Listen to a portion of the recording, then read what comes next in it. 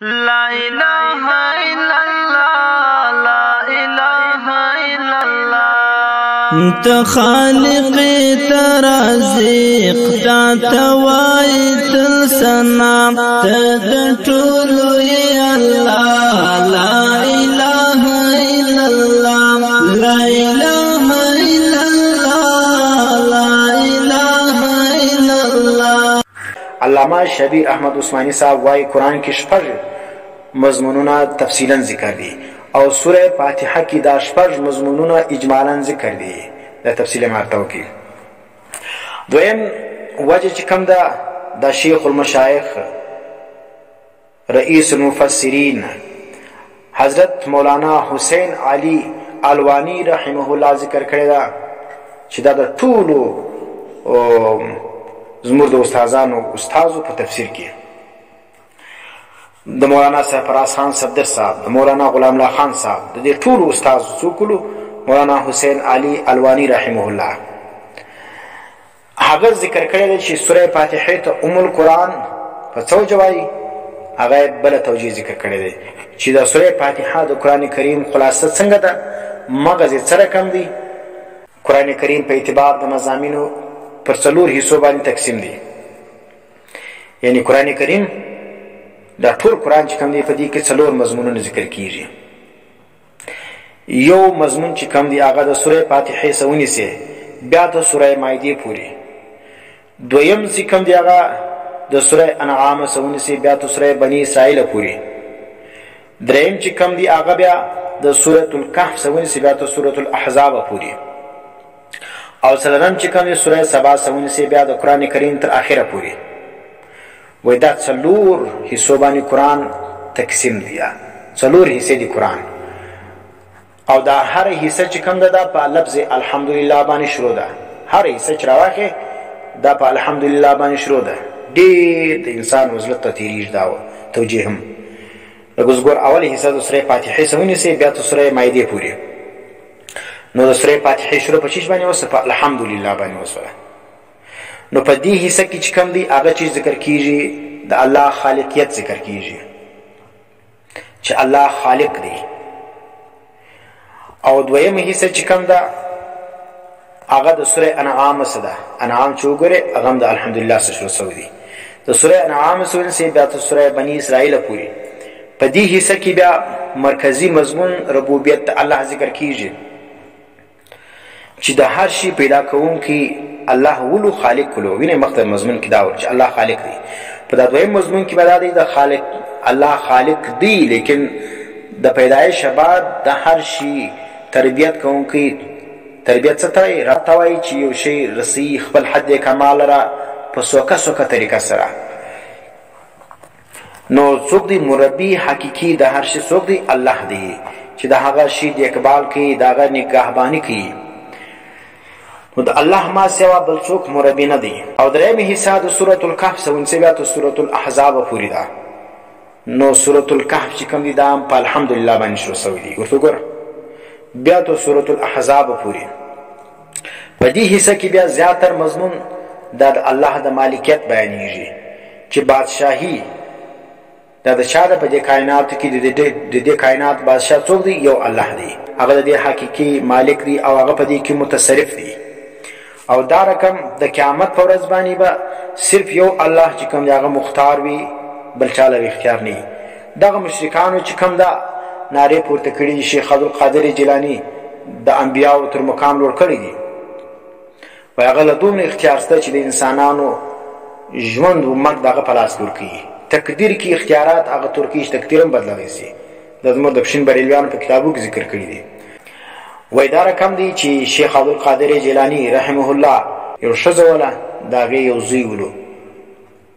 هغه چې وفات شو حضرت اسرائیل علیه السلام ملک الموت چې کوم دی هغه روح ځین واسطي. نو ډېر بغاری ولې پیرانه پیر لراله ورته ویل چې دا زما بچی چې ور یو بچی مولو هغه هم د دې ولاړی. نو پیرانه پیر چې کوم دی هغه ملک الموت لورلی ولدا سپینسر چې کوم د دې دا زوی چې کوم دی هغه د روح چې تاج نه خاص د روح ورلک هغه ورته الله حکم دی بای دا زه څنګه ایله کړم ول نه ایله یې کول نه دا خو د الله حکم نه دی څه تر مخکې زه نسم ایله کولی نو دوی ورته وویلې چې ته نه ایله کوې د تیلې ګرد ځینې واسه ځینې ایله تسې کړه خو اول مې درته ویل چې یو ایله که تا یو نه ایله کوې اوس دا د ګرده ژوندي سولو نو چې په تیلې کې څومره روحونه ولو وایي دا ګرده ژوندي سولو بیا دا ته چې شوی دا وایي حضرت شیخ عبدالقادر جیلاني ته دومره اختیارات ورکوي چې د الله حکم نعوذ بالله د هغه مخکې بې معنا سي نو دوی دا مشرکان دا رقم عیسایان او دا زموږ د زمانې چې کوم سیفیان دي یا بریلویان دي هغه څه کوي د شیخ عبدالقادر جیلاني تیز د صفتونه ځینې واورېدي د شیخ عبدالقادر جیلاني څه صفتونه کوي او دا رقم شیعګان رواخه هغه څه کې د امامانو تذکیره په کومه طریقه باندې کوي د حضرت علي رضی الله عنه تذکیره په کومه طریقه باندې کوي د حضرت حسن د حضرت حسین تذکیره په کومه طریقه باندې کوي په هغه طریقه باندې کوي چې الله او رسول هم هغه مرتبه دي ته نه درکړي چې هغه مرتبه د الوهیت ده دلته چې په ورځ د قیامت به صرف اختیار د الله جل جلاله بل څوک نه په دې کائنات کې یا په ورځ د قیامت باندې هلته څوک شفیع غالب نه د الله د حکم بغیر به څوک شفاعت کوي نشي نو سورۃ الفاتحه کې دا څلور سره مضمونونه ذکر دي سره کم ذکر دي لکه اوس ګور اجمالاً ذکر دي الحمدلله کې اولی حصے ته اشاره ده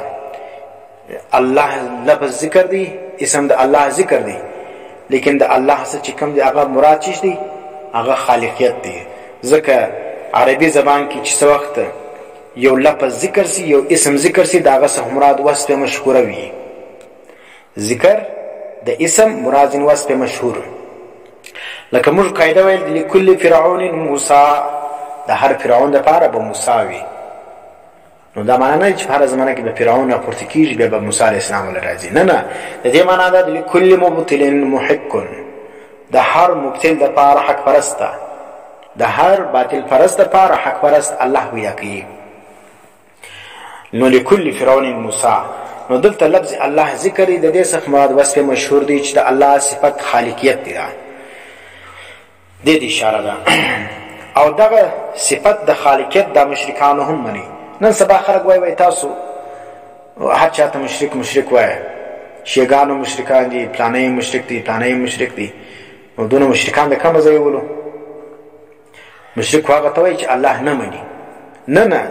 مشرک هغه ته نه وای چې صرف الله نه مني مشرکان دا نو چې الله نه مني الله خالق مني الله رازق مني